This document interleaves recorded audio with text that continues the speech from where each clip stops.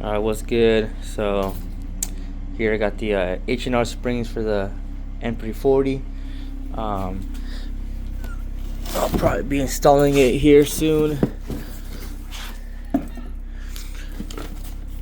So it's a pretty aggressive drop. It should be like a 1.3 inch drop around there.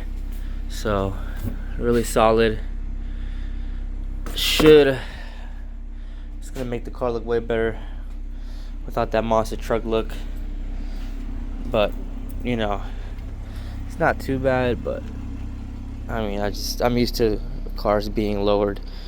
The car I had before, the Honda, was lowered as well. So yeah, that's how it was before. Stock height. So it should look a lot better. It's gonna just make the Fitment look really nice. So yep, H&R springs, like $250. Depending on if you do it yourself or pay somebody, $200, $300 for labor. I wouldn't pay really much more. Find yourself a small shop or two friends and then just try it out. But yeah, it's gonna look good.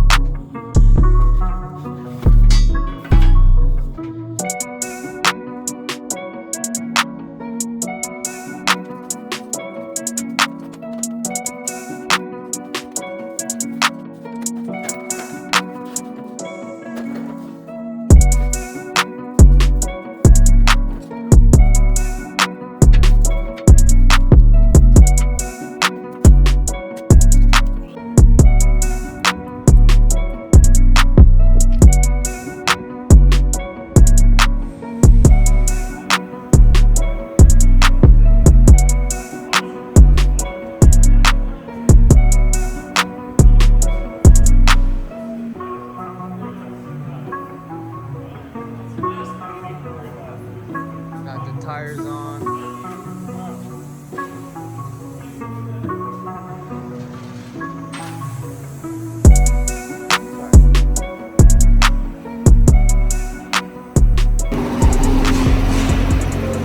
Alright, so this is gonna be basically a recap. This is probably like 2-3 weeks later since I did the lower springs, like 2 weeks. So it's a whole, it's a whole new tire setup as well. I'll go into that here in a bit, but that's how it's looking like on H&R springs with OEM Supra wheels. Right now I have no spacers in the rear, and then I have a 10mm spacer in the front right now. I had a 15mm spacer, but that was when I was stock height. H&R springs wasn't too bad of an install, just take a little bit of patience and stuff, but overall it's looking good. The only problem I'm having right now is, so if you're all-wheel drive and trying to get OEM Supra wheels, you can't use the OEM tire spec. So it's a 245/35 and then a 275/35 in the rear. The problem with that is that the rolling diameter is above 1%. It's like a 2.4% difference. And these cars, the transfer case or whatever, you can't be, the rule is basically be within 1% or less and you should be fine.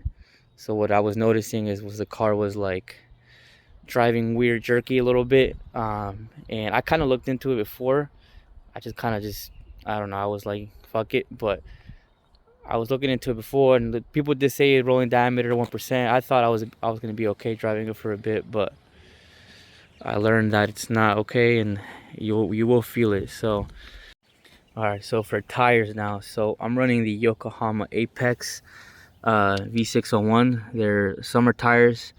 Um, I think they're 260 tread. It's been like 4 5 days. I've been using like 5 days. I've been driving on them. Overall, I like them. They're pretty quiet. They feel comfortable. A little soft, but they feel good. I have two 85 35s in the rear, and then I have two 55 40s in the front. So that right there is like a 0.4% rolling diameter. So that will be okay for the transfer case. So obviously, like the OEM specs was about 2% over, and that's a no bueno for the transfer case. Basically, you're basically wearing and tearing the gears. Could just go bye bye, and then you're in no luck. I won't lie. So I was driving with the OEM tire specs for about 2 weeks. I didn't push the car hard. I didn't do any pulls. I didn't do any of that. I was just driving it because I was supposed to order these tires, and they're supposed to get here like a couple of days after, but with shipping and stuff, it ended up taking about 2 weeks, and then I had to set an appointment to get an alignment, and all that done, and obviously switch the tires out and all that, balance them. But I will say now it's all good. I don't notice anything weird with the diffs, transfer case, or whatever. It drives smooth. The alignment is good. It drives great. So I guess I will say you could drive a little bit with the super OEM specs if you're all-wheel drive, but obviously you're risking it no matter what. So just letting you know, I did it for like 2 weeks. Was it risky? Probably. Am I fine now? Yeah, I'm good now. The car drives fine now. These tires drive smooth, so you might be okay, but obviously it's up to you guys to decide. If you have the super wheels just sitting in the garage or something, just hold off until you get the new tires.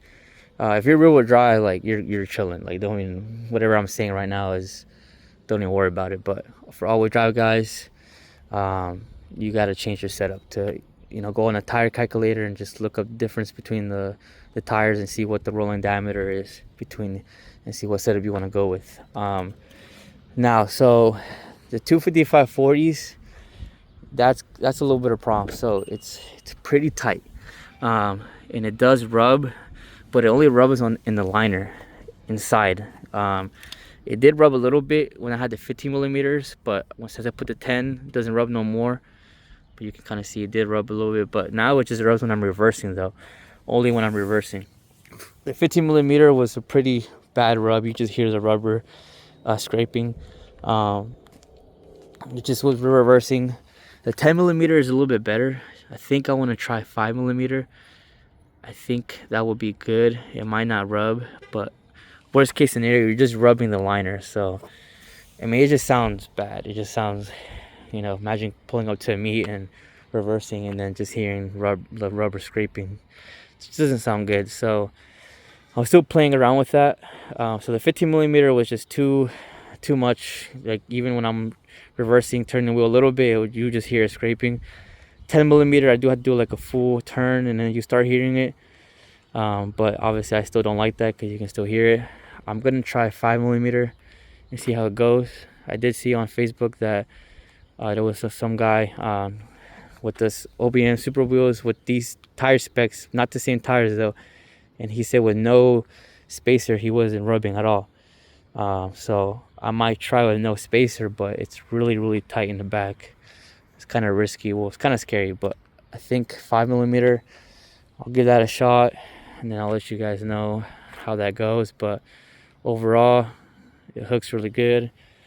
I mean, these wires are wide, so all-wheel drive, you don't need much to hook, but these tires are meaty. So yeah, I'll keep you updated on the front because I'm still trying to play around with that. But Yeah, H&R springs definitely an aggressive drop.